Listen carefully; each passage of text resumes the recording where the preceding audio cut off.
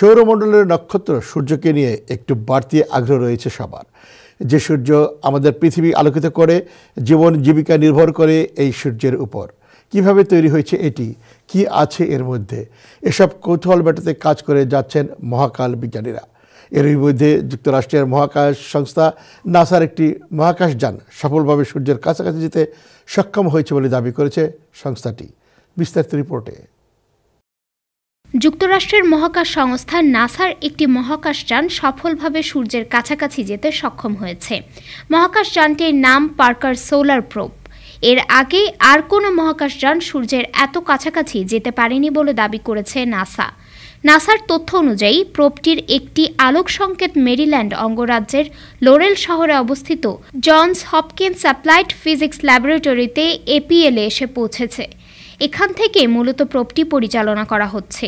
Parker solar probe ঘন্টায় প্রায় 4,30,000 mile গতিতে গত মঙ্গলবার সূর্যের দিকে ছুটতে শুরু করে।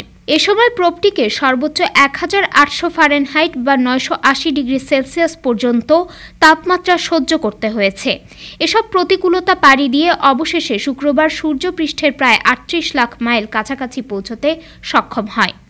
24 ডিসেম্বর যাত্রার পর থেকে মহাকাশযান বা প্রোবটির সঙ্গে এপিএল এর যোগাযোগ বিচ্ছিন্ন ছিল।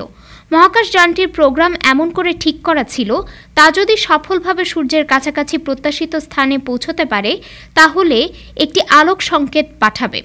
এই সংকেতের জন্যই নাসার বিজ্ঞানীরা অধীর আগ্রহে অপেক্ষা করছিলেন। সংকেত পাঠানোর অর্থ হলো মহাকাশযানটি নিরাপদে আছে এবং ঠিকভাবে কার্যক্রম চালাতে পারছে। আগামী 1 জানুয়ারি মহাকাশযানটি নিজের সর্বশেষ অবস্থা সম্পর্কে বিস্তারিত তথ্য পাঠাবে বলে আশা করা হচ্ছে।